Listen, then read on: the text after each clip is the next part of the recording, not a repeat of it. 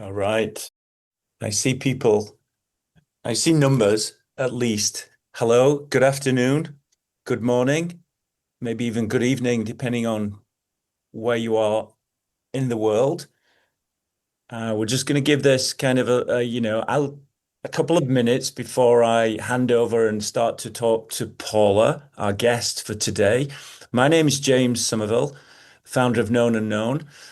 Often people say to me, "What is KnownUnknown?" I can only tell you at this moment what KnownUnknown is not. It's not an agency. We don't own any talent.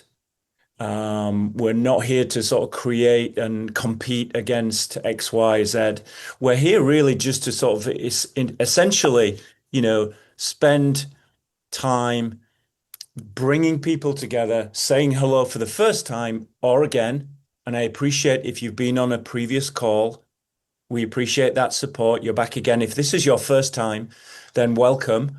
And really our whole mission, and it's a pure experiment actually, is to connect all of these great people around the world, irrespective of what creative discipline you are a rock star at, and that's your signature style. We feel that there's great value in bringing us all together whenever we can. We could have agencies on this call. We'll have clients on this call. We'll have students. We'll have creative professionals. The thought of KnownUnknown is how can we all kind of have a conversation around what we do every day, around that sort of craft side of it, and also the detail, the stories that we have never heard before. That's the unknown, I guess, in many ways, but ultimately make it very conversational. So as people are drifting in, I want to say thank you from everybody on our team. And it's a great pleasure, a personal pleasure for me. And it's like, without doubt, this has been the largest sign up, if you like, over, 700, maybe even 750 by this morning have signed up for this particular session, thanks to Paula. And so we're super excited, but I also want to try and make it like we're in a coffee shop having a chat. So I hope everybody out there is doing great. We're all in a big coffee shop.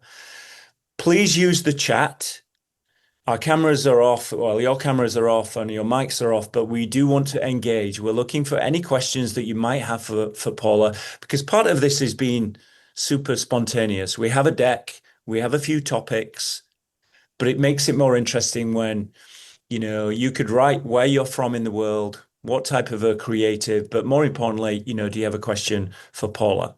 So we're going to talk about a few things that maybe we're all involved with to a degree. Is it, pro bono? What does that allow us to do, or profit? Or it can be and or, this is a UK terminology, but A1 or AI, an A1 poster AI. Be seen, it's about logos. Are they more successful the more we see them, or are we open to these new logos that get launched and criticized immediately? So we'll talk about that. And these kind of like I'm using some language from a previous Paula keynote, wonderful word, dorky. So let's talk about dorky logos. And then systems and syncopation, new word for me this morning, but certainly to kind of unpack that as well. So I would like to hi Paula. Before we get into any of the work, I want to say hello and welcome to Paula Scher. Hi, everybody.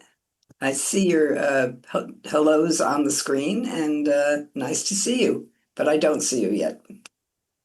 Great. So we're going to walk through some of this work, and let's go back to the beginning. I know that when I say the beginning, the earlier years where you were talking about music and album covers. So Paula, talk to us about kind of some of those challenges when you were younger as a designer. Lots of people on this call who are either at the beginning of their career or kind of coming into the field of graphic design, like myself, been doing it a long time. But the idea that what are some of the things that you learned and the projects that you were working on back then? Well, just talking to everyone about the very early years, I had three jobs within 3 years because I went from job to job. I had started out, I had had no experience. I worked at Random House where I did the insides of children's books. And I was pasting up type, which was essentially one line of copy in mechanical ages. And then I got a job working in the advertising department at CBS Records. And there I was doing ads, which I had never done before, but I was laying them out and I was partners with a copywriter and we would write them together. And one of the ads also became a poster and it won an award in the Art Directors Club. And an art director at Atlantic Records called me up and asked me if I'd be interested in working with him. And I wanted to do it because I didn't like doing ads, and I thought it would be so much more fun to do record covers. And I got the job, and I was 24 years old at the time. And I began designing, I think I did 25 covers at Atlantic, and then I was hired back by CBS Records to be East Coast art director. And I was near my 26th birthday. So I stayed at CBS Records for about 7 or 8 years and left in 1982 to start my own business. Ran it with a partner named Terry Coppell for another about 8 years and joined Pentagram in 1991 as a partner. And that I never thought there was anything unusual about what had happened to me. I thought that it happened to everybody, but some of it was just so much a result of living in New York City at a specific time in the 70s and 80s, which were very explosive and creative times, and also a lot of upheaval and craziness. But I expected that as a way of life, and it really shaped me. You're looking at something here. The past three covers were a series that I really loved because they were jazz albums that never sold.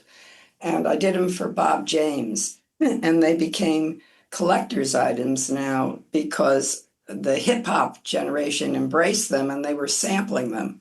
So they all responded to the covers, and they would refer to the albums not by their given title, but did you get the matchbook, or did you get the football, or did you get the nickel? And I get more questions about this album cover than I do about Springsteen, which is really weird, but maybe it's because it's a graphic design audience. I don't know. I bought a lot of illustration at CBS Records. I worked with the best illustrators of the time and was highly criticized for this one because people thought it looked like I was advocating violence to women on record covers. And I certainly wasn't. It was about the character who the Eric Gale was writing about, sort of like living this life in as I assumed a prostitute and in living in this one room, and that was sort of depicted in the illustration. It really wasn't about violence to women. It was about a woman's violence to herself.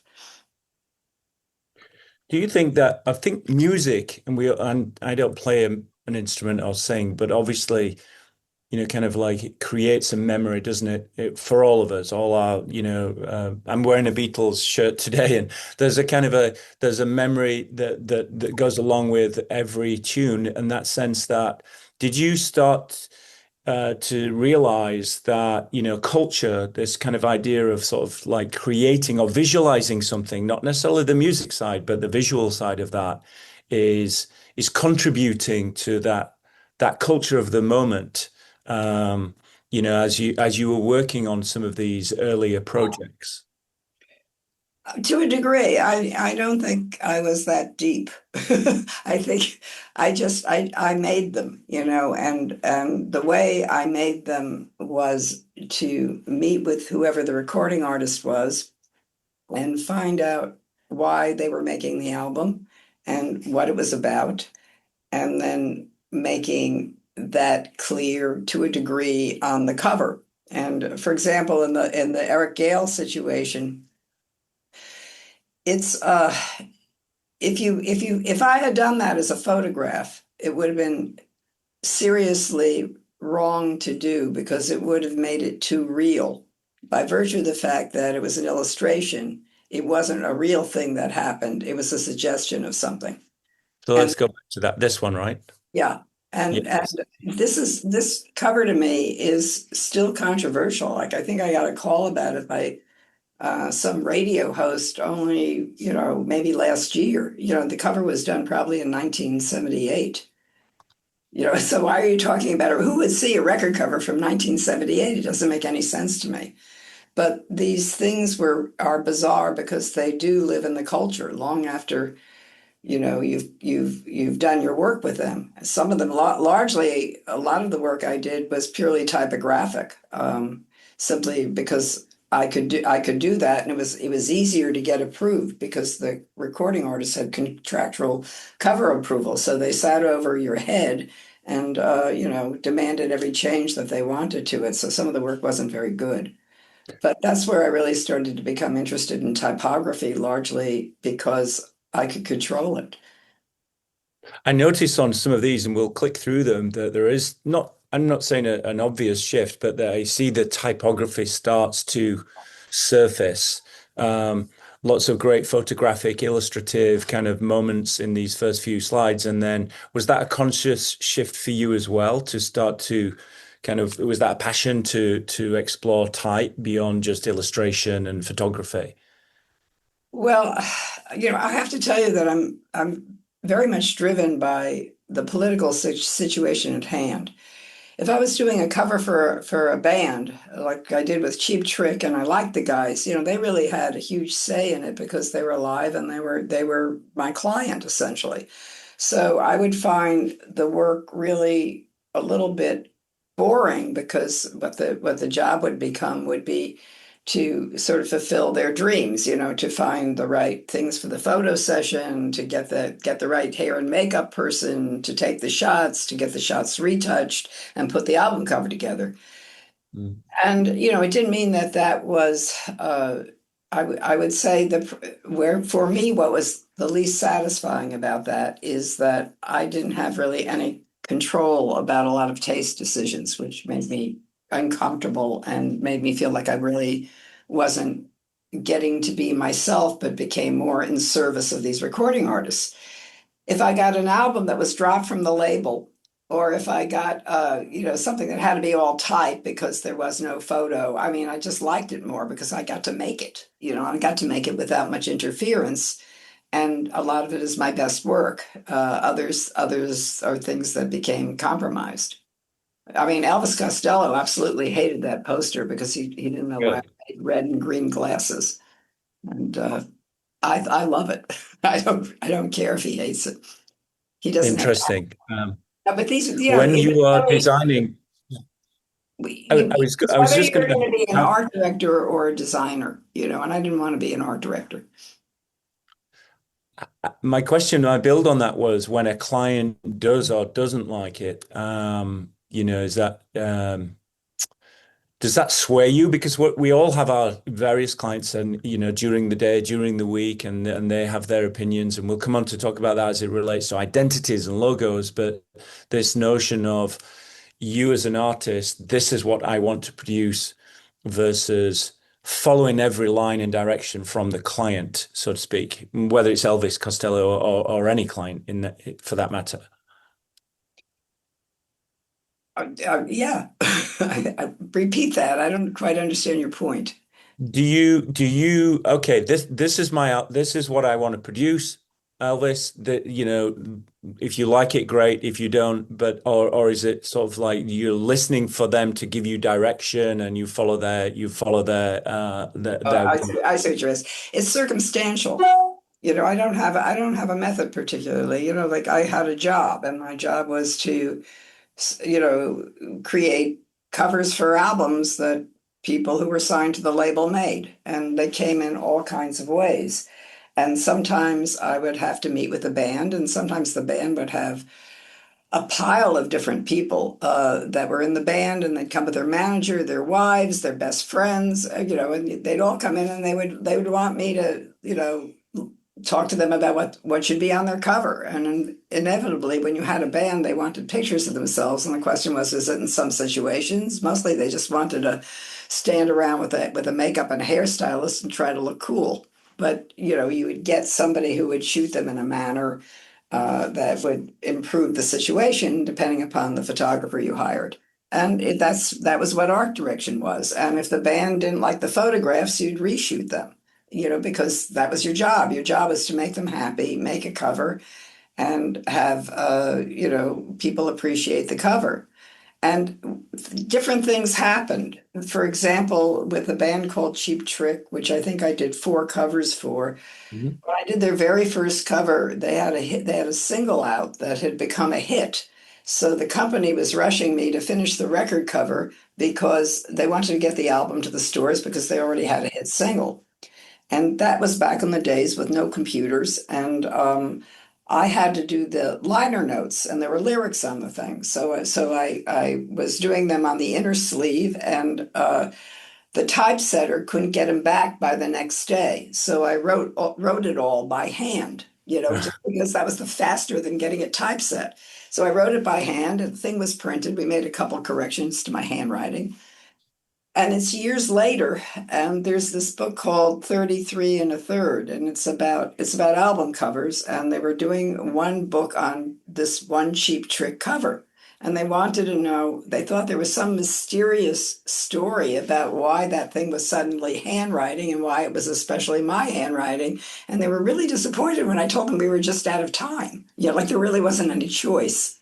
So it's sort of become an amusing thing in retrospect, but that's the way work was done in those days. You could do what you could accomplish and sell, and that if you were lucky enough to actually not directly having to please a recording artist, you were likely to do better work. Amazing. And the previous page, I held on that for a second because I just thought it was, but when I see this, let me come out of this because I want to go back to this one. This is a wonderful piece, and I'm assuming all hand created, from a type perspective, and it feels a book cover. But is there a story behind this, particularly the story of the story, meaning the graphic design USA and the way that you've carved up the map there? Um, what? Yes, there is a story behind it. Yeah. This was a cover for an AIGA annual, and the AIGA was maybe the most important graphic design organization in the United States, and it really, particularly in the 70s and 80s, really brought United States design together as one community. And I was on the board for a while, and they asked me to do the cover this one year, and they told me that I had to deliver the cover. It had to be thus and such size and this kind of paper, etc. And they said there's no fee for it, but you get $1,000 for expenses. And I said, well, what if there aren't any expenses? And everybody sort of shut up, and they said, well, I guess you get to keep the $1,000. So I said, great, I'll do it. And the cover, this is the size of the cover, open and closed. The title of the annual is every year is Graphic Design USA, and it's a year on there. And I guess it was, I don't know what it was the 11th cover, so it was whenever that thing started. And what the front cover is a listing of it's a listing of all the states in the United States and the percentage of people who use Helvetica, just because I felt like making it up. And it was the Ronald Reagan years, and I figured more of Ronald Reagan's voters used Helvetica than not. And I made that up out of my head. Then on the back cover is a drawing of the United States from memory, and I accidentally left out Utah. So, it was silly. And it is actually kind of a beautiful object. It was painted on craft paper and with gouache. And it began something I do as a sideline, which is paint maps. And I don't paint realistic maps. I paint maps that are erroneous from memory. And Right. you know, that's what I do. But it was the beginning of it. It's interesting. We see maps and we see logos and we see things, shapes, all our lives since we were children. And it's kind of like it's that memory recall. When I was at Coca-Cola, there was a project and we asked 100 people to draw the Coca-Cola bottle from memory, and whether how close we can get to those, sort of shapes that we know so well and see every day to a degree. I'm going to click. I have questions coming in, so I really like to engage with some of these. This is from Samia. Gosh, thank you, Samia. The question is, if you were starting your career today, Paula, surrounded by infinite visual references, I guess, on every social media feed with algorithms and AI generated images, what specific habits would you deliberately cultivate? You know, I never, I can't imagine getting up and looking at social media. I have to admit that I'm a different generation, and if I was your age, I really don't know how that would have affected me. I imagine I would have been, influenced by some of it, and just like, I mean, the reason I work the way I work, like if you look at the Best of Jazz poster, that was completely, influenced by constructivism because I got a book on constructivism and I hadn't known what it was first. And the Toulouse-Lautrec poster that's on the screen was actually done for the the Louvre because there was a little show of people's Toulouse-Lautrec posters, and this was mine, and it's still in the Louvre. So that was an actual kind of pro bono job, but it wasn't. I can't say that that was influenced by Art Nouveau typography. It was. I used it because it was the right typography to demonstrate a period. Also, it made a very good shot. It made a very good character. It had a lot of animation to it, even though it's still.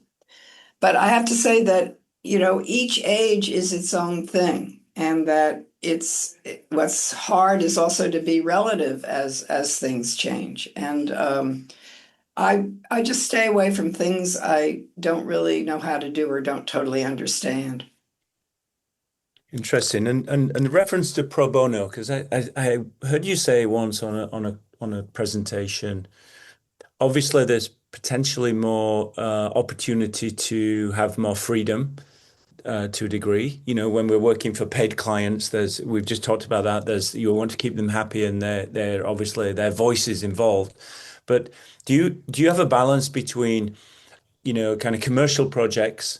I use the word profit or pro bono that keeps the lights on and keeps everybody happy financially and a bank manager, and then this idea of being able to either give back, have purpose, but also maybe some creative freedom with pro bono. Is there any balance, or is it just as and when these things come along, you evaluate whether it's something you'd like to do? Well, it's a little bit of all of it, but I wouldn't say it's profit or pro bono. I'd say it's profit and pro bono, not on the same job, but maybe at the same time. You have one disgusting client who's driving you crazy, and then you take a terrific job that nobody's going to tell you what to do. I've been doing the public theater now for 40 years. I mean, it's a long time to work for one client. And the reason I do the work is that in the beginning, I had worked with the first director, whose name was George Wolfe. And he was a brilliant director, and we did a lot of wonderful work together. I like some of my first posters for the public really better than most. But what happened was that he had produced a play and took it to Broadway, and it lost a lot of money. So the benefactors of the theater thought he needed a serious money manager to help him not make losses. And they got a woman who was absolutely a nightmare. And she made his life miserable and also made my life miserable. And then she said that she was not going to spend money on posters anymore. And she just wanted me to do newspaper ads. And I had no intention of doing that. So I walked out, and that was it. And then she got fired, and the wife of the founder of the public theater said, "Can't we get that nice lady back?" And they hired me back, and I said I would come back and do the work, that I do not want to be paid, but I would like very much to be able to do the work I want to do for the public that would be in keeping with the brand that I visually invented, and they gave it to me, and I've been doing that for the past, 35 years or whatever. And it's been fantastic, because every year, like if I'm working at Pentagram and I'm taking clients and some of them are miserable and sometimes the jobs are really exhausting or people don't know what they want or they change things at the last minute or whatever horrible thing is going on, I know I'm going to do something that I'll feel good about that year. And that's very important for me. And I also had started painting these maps that were, from that cover you showed, and the map paintings became actually part of my revenue because I sell them and they sell. So that was magical. I don't know quite how that happened. I got lucky. So Sometimes things lucky. things evolve from being, I guess, a personal project pro bono into something that's more commercial. Talk to us about these kind of letter forms and are these numbers specifically that I'm clicking through, were they part of a sequence or is it just as and when they obviously they're 3, 4, 5, 6.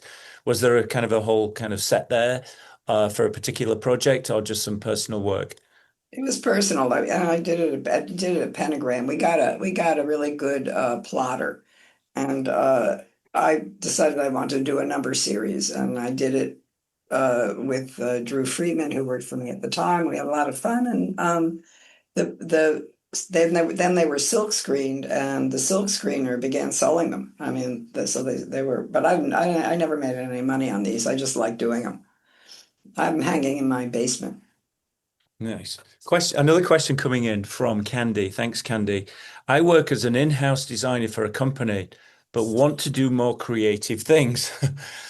Been there. Outside of work because I have monetized my creativity and I feel burnt out and not creative after I leave work. So I guess I maybe from what maybe in your earlier years you were brand side, but this notion of we all have our work to do, we all have a job, but and sometimes it's not the most kind of creative day or week. Um, how to break out from that and be able to sort of find that kind of creative spark again. Any advice for people in that position, including Candy, just to be able to sort of like, release your creativity again after a hard day's work working in a box? Well, that's really the problem. It's the hard day's work working in a box. Find a time that isn't after work. Find a weekend, find a holiday, and find a project. I mean, making a project for your. I mean, I just showed. They just showed these bunch of numbers I did. They were for no apparent reason. We just wanted to do them because we thought they were going to look cool, and they do, and I like them. But you have to feel that about something you're making. You have to be excited that you're going to get to make this thing, and that you should not deny yourself that experience. So unless every single minute of your time is taken up with something, I would try to find those moments that aren't, and celebrate your own creativity and make something, make art, make some kind of messaging, come up with a book idea. I mean, there are all kinds of ways to generate projects on your own and sometimes even sell them to companies, which is, my husband's been making children's books he's made 45 children's books. He makes them up and he sells them to a publisher and they're a thing. And he does make a lot of money on them, that's for sure. But it's something he loves to do. And I think that it's important to find the thing you love to do. That's why I did that with the public theater, because I knew I would love making the posters each year. And then I could set up a team in house and they would do the season where the advertising is based on the campaign that we developed. And it really makes me feel good. They like it too. I think the idea of being able to find the time, it's easy to let the day go by. It's like, I don't know, finding the time to go for a walk, finding the time to go to the gym, finding the time to do something that maybe you weren't planning that day. Um, but let's talk about this. Obviously, this is a very famous story and a wonderful, but I'd love for you to sort of recap and tell us this story again, for those that have not heard it, and how from that napkin there to a very well recognized and iconic logo there on the right. It's almost 30 years old, this logo. Okay. So when I was at Pentagram, and I think I'd been a partner for, I don't know, 6 or 7 years maybe, Citibank came around, and there were two women who were sort of managing this process. And what was happening was Citi, which was originally Citigroup, was merging with Travelers Insurance Company, and Citigroup was everything was blue, and Travelers Insurance Company had a red umbrella on the top of Travelers. So I looked at the logo. I mean, I looked at the word Citi, and I looked at Travelers, and I thought, if you take the T, it's like a handle on an umbrella on the bottom. So we could stick an arc on the top, and it would be an umbrella, and it would also merge the Citi logo with the Travelers logo. And I drew it on the napkin, which you're seeing right there. And then we went over the sort of the thinking about this thing, and I said, well, really, what are you looking for? And they said, well, we're looking for a way to bring these two corporations together, and that's exactly what the drawing did. So then Michael Beirut and I did a million logos. We designed a whole pile of them because they weren't going to take the first logo I did. So we had them all sort of neatly laid out. But Susan Avard fell in love with this logo. And she saw it on the napkin, and she said she knew it was right when she saw it on the napkin. So then for the next 2 years and a half, they sold the damn thing. But it was really done, it was done in like 5 minutes, because often it can be. Often you can just know how to solve something and do it. And the problem is not in the solving. The problem is getting tons and tons of people to sign off on it, which they finally did. Then 20 years later, on the 20th anniversary of the logo, they invited me to speak to the workers of Citibank, all the people, and it was on a Zoom call like this, and I think it was everybody in the entire office was there, and they wanted me to talk about the same thing I'm telling you. And the audience was mystified by it because they never thought the thing was an umbrella. And I said, well, what did you think it was? And they said, well, we were told it was optimism. And I said, okay, that's good too. And the logo lives, because I don't think anybody realizes why we did that. But I think visually it's nicely balanced, and it's so recognizable. And that's what a logo needs to be.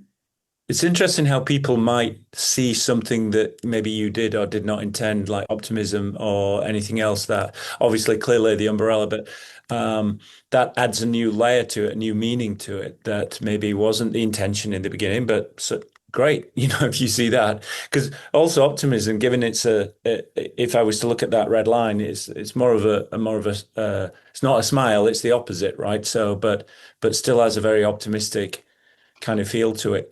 Do you think that, this, I've heard you say on a couple of occasions that, and it might not relate to Citi, there's, again, just something for us to all understand, that there's an energy in the room when you're presenting something from the client. And that could be kind of a degree of excitement, the lady who liked the napkin. But yet, if you keep talking about it too long, over a couple of hours, that energy, there's an up and down, and that energy can drop, and people might find reasons not to like it then. I once heard you talk about that sort of process of, okay, now stop talking about it while the energy's still good. That's right. You're absolutely right. And you got to get out of the room. That's the other thing, is if you're in a meeting, and I drew the diagram of the meeting. I don't know if you remember that. It was in the Netflix film they did on me. Yep. And my first book, which was Make It Bigger, which is really about working with clients. I did a diagram of a meeting, and the diagram of the meeting is very simple. It's, you go into a meeting, there's a group of people there, you say hello, it's nice, maybe you have a cup of coffee or whatever you do, and then you start presenting. And as you start presenting, if the spirit was good in the room, the energy starts to, you can feel it pump up. It's, people are getting more and more excited, looking at this thing and hearing the explanation of it and being impressed, and may even ask a question or two.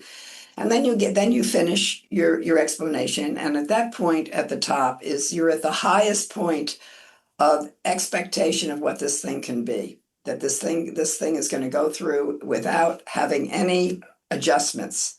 But then somebody will raise a point about a little flaw they see, and they'll raise it, and then somebody else may jump on and say, yeah, I noticed that. And what do you think about that? You have to answer that question, and then you have to leave the meeting. The meeting must end, because what will happen is it'll get worse and worse and worse. So it'll go down to a point lower than the expectation of the people were when you first walked into the room. And it's absolutely true. It just happens that way. And groups, they'll very often, can begin when they begin to become negative, they jump on the negativity and they enjoy it. It reminds me, I can't remember the name of the film. I know it's an old movie where there's like a jury and they go and clearly someone's guilty, but then over time they persuade the 12 Angry Men. yeah, that's it. 12 Angry Men. And I don't know whether they were guilty or not guilty, but over time, there's this argument to kind of flip the script, so to speak. Um, so, and anything that you see here that, is this the agency, Gray, or is this was Yes, yeah. This was Gray Advertising Agency, and I had done their internal graphics. And there's much more of it. I think the next slide is the word gray in a cube that was neon. yeah, About a third of the projects I do are environmental graphics. Sometimes they're attached to identities I've worked on, and sometimes they're just the space that I'm working in. I'm right now I'm doing another project in Salt Lake City, which is similar to the project I did in New York, which was called the High Line, which was this trail and park, and we're doing really the same thing there. This is for the Rockaway beaches when Hurricane Sandy came, and what this was the boardwalk was destroyed and the signage to the beach was destroyed, and the community was so upset, and I had to go out and talk to the community board and meet the people involved. And I said, um, you know I remember when I was a child, when I would go to the beach, and my parents always walked down the same route on the sand to see where we were going to throw our blanket. And that memory has stayed with me my whole life. So what I did is we went to the opening to where you walk down every beach in Queens and in Staten Island where this happened, and took a shot of the beach from the moment you walk in. And there were subtle differences in it, but when I had shown it to the board, a lot of people cried. They were so happy to see their beach, because they thought it was going to be destroyed. And there was a boardwalk that's still there. The signs are still there. The boardwalk's still there. And if you go down a couple slides, you'll see what we did. It was we created an alphabet, and you're looking at it overhead. It says Rockaway, and the boardwalk is a mile and a half long, and each letter form is about, I think, something like 92 feet. I think there shows more of it if you go down one more. I don't know how much you kept in there. yeah. Nope, you're on something else. Okay. That's Parsons. So this Yeah, feels that was how it was made. I wish there's a shot of it where you see it from the air, but that's okay. That yeah. was film. Anyway, this was the alphabet we created for it, and it's on signs, and they use it to promote things, and it was a lot of Okay. fun. I love doing projects for New York City. It is my city. I live here. I want it to be wonderful, and I feel so good when I see people using things I've designed. Speaking of which, here's a question from Vicky, who also says, of course, everybody's saying what an inspiration you are. You've been such an inspiration and role model for me as a woman designer. What advice would you give a designer who is planning to move to New York City and build a successful career in the design industry today? Well, I think it's always been the same. If you can grow, I mean, you have to learn. You have to learn two things: how to work with other people, and how to understand the goal of business and individuals who are, hiring you to succeed because they're looking to use the thing you make to help them. You may be doing something as small as a piece of stationery for a young startup, but you've got to make them happy so they feel good paying for the thing and maybe being successful with it. You need to learn to listen to what people tell you about what they want so you don't go out in some direction, even though it may be a better idea than what they have. You sort of have to understand and empathize with the first direction and begin to deliver it and then have the other one backed up, because if you don't listen to them, they won't have confidence in you. So building confidence is very important in terms of dealing with clients. I think the best thing to do is find a place you'd like to work where they do good work. First, look at the work they do before you take the job. And my personal advice is I think you're better off in places like publishing companies and record companies and places that make things that, have some visual content to them, as opposed to going to some place like an advertising agency where the design really takes the backseat to the copy and, sales. That would be just my advice if you can. If you can't, take the best job you can get. It's great to be around people who are good. You learn a lot from people who are good. If they're not good designers, you're not going to learn anything from them. You need to go to a place where you like the work and you can respect the people you're working for. Of course. And that, again, a great bridge to the next question from uh, S. German Becker, I guess. He's saying hello from Cologne, so clearly German. Which of the skills you use today would you still consider essential for students studying, young designers? This individual, what passion? I'm a teacher, so just understanding from a sort of an educational perspective, obviously with things changing dramatically with technology, what are the sort of essential things that you need to leave school with still to build a career, to be successful, whether you're in that record company, that publishing company, or starting your own kind of thing at some point? What are the things that you think are still important for students coming through? Well, I think the thing that never changes is the ability to ideate. That what you want to do is take a pencil and a notebook and have an idea when something emerges that you have to respond to. And once you have a basic idea, you have to figure out how you're going to resolve it. Are you going to resolve it as photography? Are you going to resolve it as an illustration? Is it a montage? Is it a poster? What is it? You can't even go to AI until you figure out what the idea is and what it is and how is it going to be used? AI isn't that smart. It just isn't. And also AI can't count. Did you know that? I don't know if you've Uh, I've never asked a math we, question, we but were we were we were making these really terrific rugs for the public theater because they have a new lobby and there's another upstairs, huge rug space. And that on the rug, we had the name of the rug that's downstairs has the name of all the Shakespeare plays. And then it has quotes from the Shakespeare plays, like one quote from each play, and they're all into the rug. They're all woven into the rug.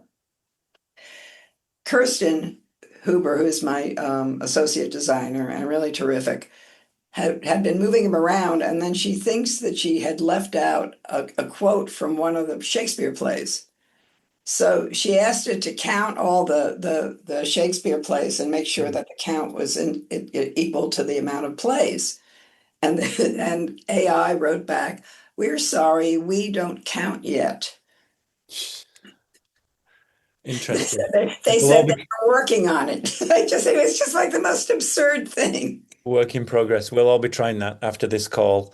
See, Ask them to count something. yeah. Interesting. I never thought about that. Never asked it that question. Another great question I think is coming in, and a lot of them from maybe, there seems to be a great younger community listening in as well, which is this idea that when you look at a portfolio, I guess younger portfolio or not, and I see this as well. There's always this kind of jump towards something that's highly polished, highly finished, almost ready to publish, ready to launch. Are you looking for something that's kind of deeper than that conceptually? Do you kind of look for that sort of finished moment or the thinking, the process, the scrappy kind of doodles that got to the finished project? Is there anything that maybe, any advice you can give anybody who's building their portfolio for tomorrow that might make them stand out effectively in a sea of other portfolios? Well, that's actually a tough question to ask because actually looking at somebody's sketches is inherently boring. Unless the finish is so surprising that you're dazzled by it. I think that it's really how you talk about your work and your intent. And, if your design is really matching your intent, and that would make, if I look at a portfolio and I think the work looks, smart and well crafted, then I want to know what they were thinking when they were solving problems and how they came to solutions. And sketches, I'm not really impressed by. I think that we all make them because they're the most. It's sketches are talking to ourselves. They're notes to ourselves about what we thought. And they're very valuable when you're working, but the notion that you're going to expect somebody else to read the other person's sketch and get it is, I think, not reasonable. Just depends upon how messy or tight a sketcher you are. And you don't want to you don't want to be hired just to be a good sketch person. You want to be hired for your thought and the amount of that where that work grows from there. And maybe that's a way to show it, to show the sketch and then show the finished piece. That would be interesting. One thought I've always had, we all look back at our work from 20 years ago, or maybe even going back to students and how embarrassing it is to a degree. And actually, and the great story you had around the jazz logo, you did an initial logo, and I think you went back to it and kind of, moved it forward in some sense, almost going back to our work, our personal work, whether that's commercial or personal in the sense of, just a personal project, and rethinking it. 10 years later, 15 years later, something that you did when you were much younger, but or for, is that something that you've done? With the jazz one stood out to me as being a great example of then, kind of like rebalancing it, maybe losing a few elements that you didn't feel were necessary, and then creating that whole typeface treatment out of it and a whole new story around that particular logo.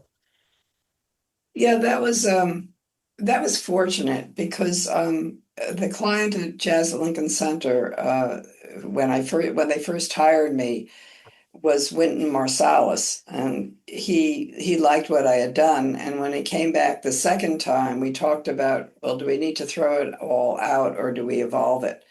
And what we did the second time is make the record, that was the A, much more visible in all the other letter forms. And originally, only the A had it, and then after that, it was in every letter form, so that was round, so you could recognize it on posters in town without actually even seeing the name of the place.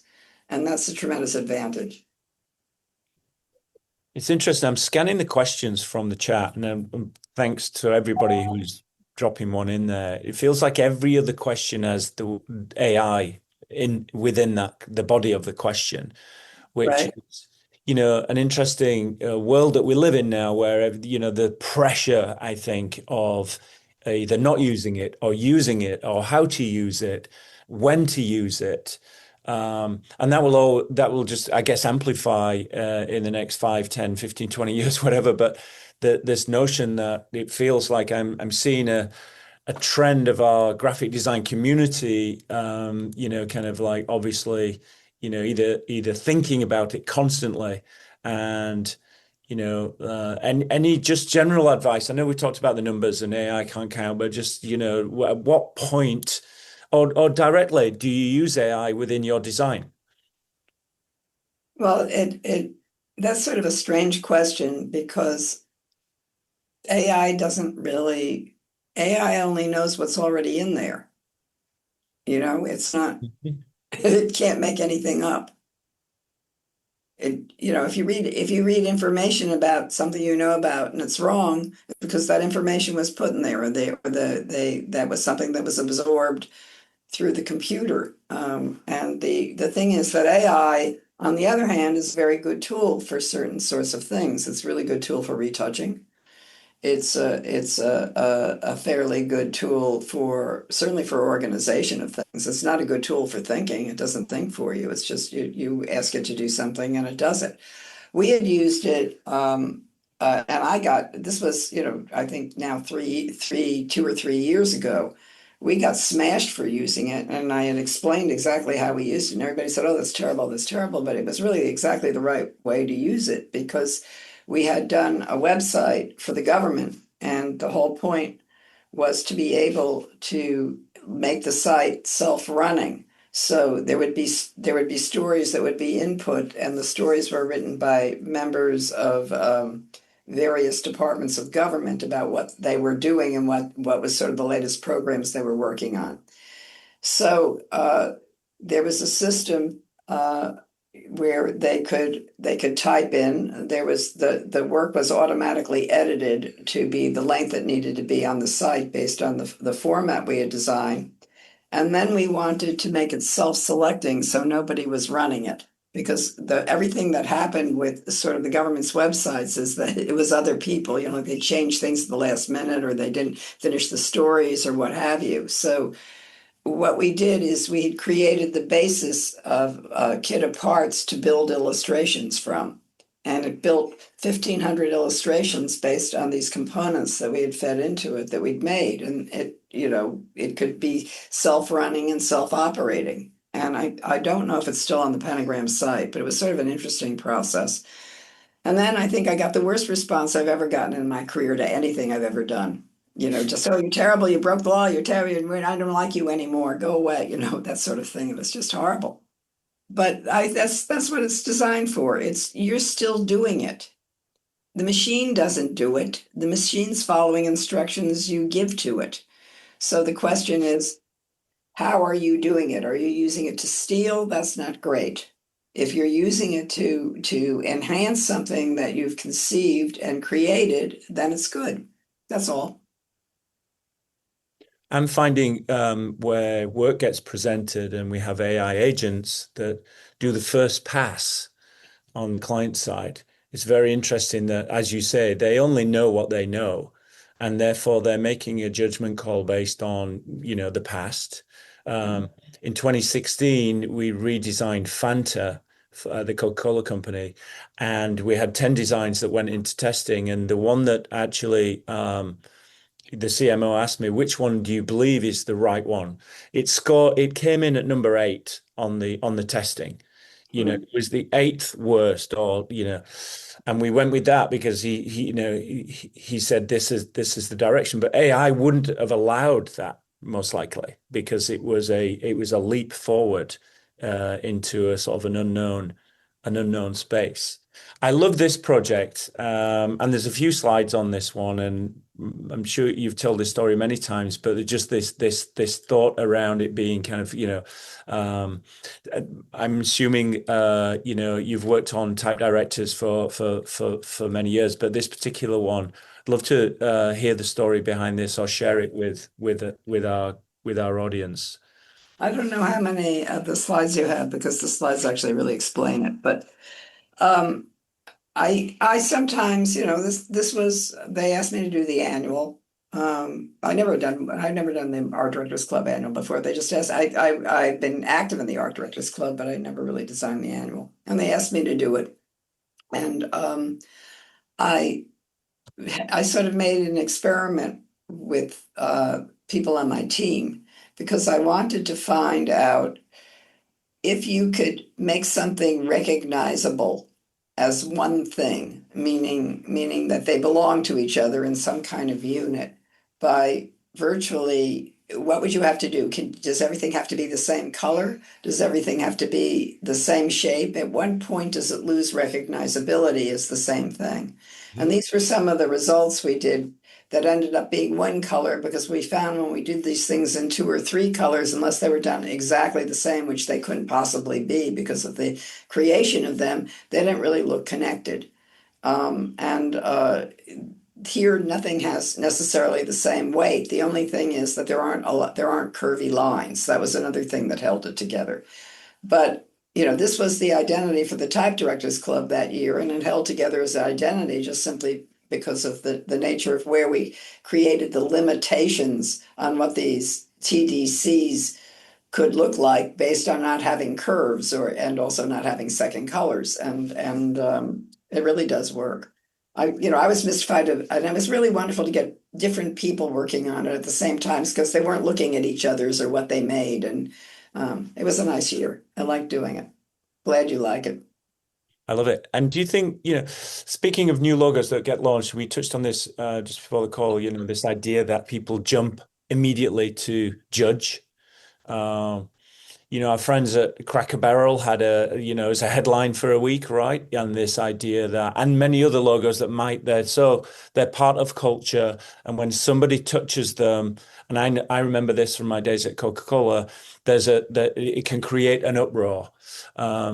And you'd mentioned the Nike logo in day one was, somewhat, and I use that word again, dorky. It's a little that wasn't balanced. It didn't sit, kind of flow. But 20 years later, everybody Like talks about that. a boomerang. Logos That's take what it's like. time. Do they take time for us to really, embrace them and love them?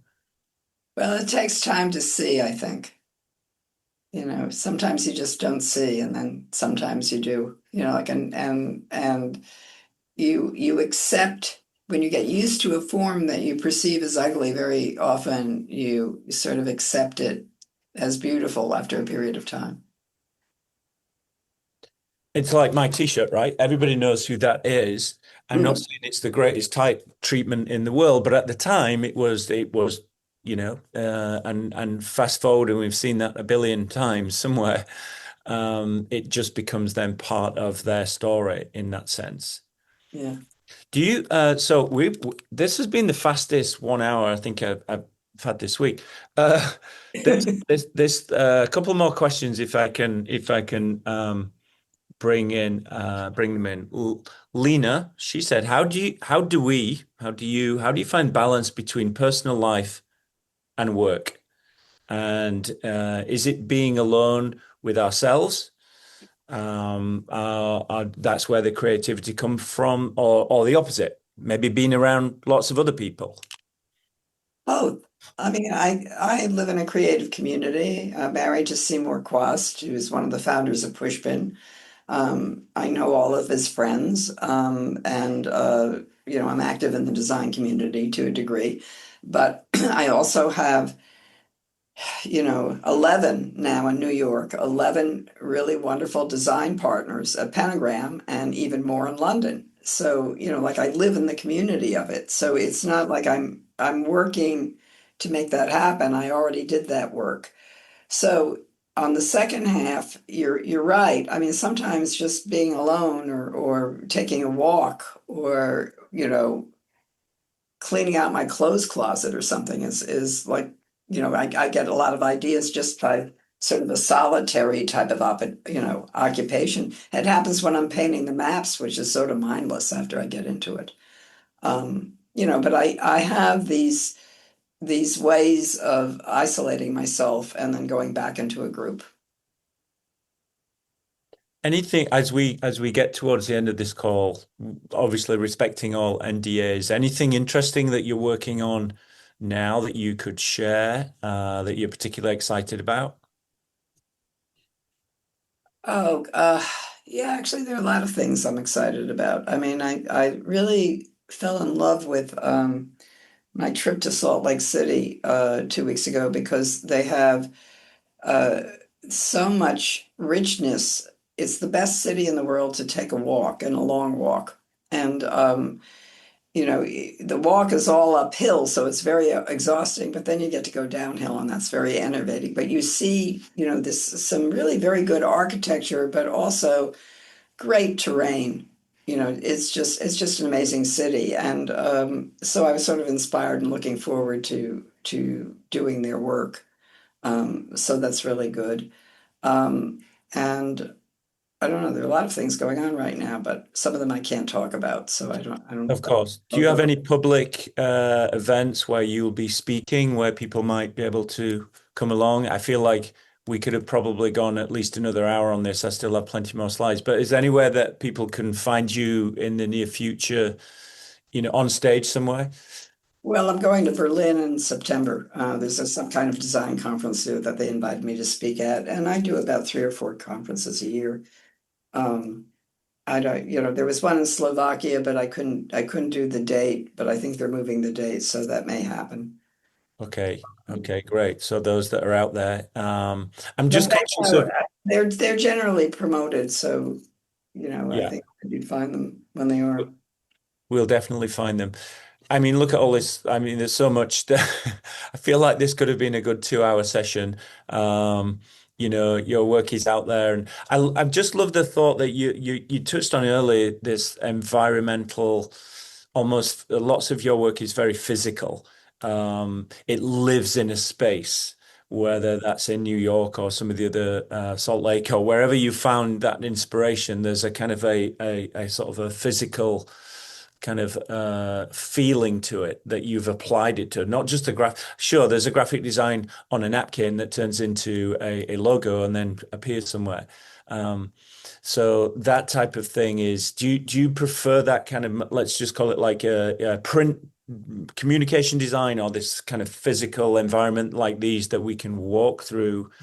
Well, Uh, this was a show I had that closed recently that was up for 3 years in the Pinakothek Museum in Munich. And the show just closed, and the Zurich Museum, what's it called? The Bauhaus Museum is having another show with some of this work and others I'm doing especially for the show in February. So that's a good way to see a broad swath of work in balance. But this was a space that, I came to and they told me to curate my own show. And it was an amazing space. It's a beautiful museum. And it was, one of the pleasures of my life. It was really great. But no, I really like doing 3D work. I do a lot of it. I'm working on about three or four 3D projects right now that are, one of them is a school in New York City, which is Gallatin, part of NYU. Another one is, it's hard, that's the one I can't talk about. Uh, mhm. and there's a third one, but I don't remember what it is right now because my brain cells are fried from all this yapping. Yeah, well, a final slide. So no more yapping in that sense. Well, Paula, thank you. Thank you for being our guest. Thanks for making the time to join us for an hour. There's people from all around the world that are inspired by your work and by your stories and kind of like, anecdotes behind that work. So we really appreciate you jumping in and sharing some of that with us today. Well, thanks for inviting me. It was fun, and I wish I could see everybody's face.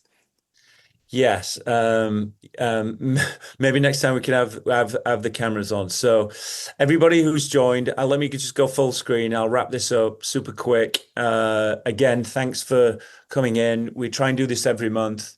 A special guest every month. Today was just unbelievable. There's so much more behind 1 hour, but we really appreciate everybody coming in, and we want to stay in touch with you guys. We're hoping, that we'll have a session like this in a month's time. And I'm talking to Ian from the Design Ah, Living it's Network. great. Say hi for me. I haven't I seen you will. in a bunch of And years. they're just celebrating 40 years. So there'll be lots going on. And so we'll keep things going. Well, have a wonderful day, everybody, wherever you are, evening, morning, afternoon, and feel free to join us. You can find us out there, and we'll make sure that you are on the list for our next speaker. But Paula, thanks again. That's been a wonderful 1 hour. I appreciate that. Thank you. Thank you for having me. Thanks, everyone. See you next time. Thank you. Bye bye.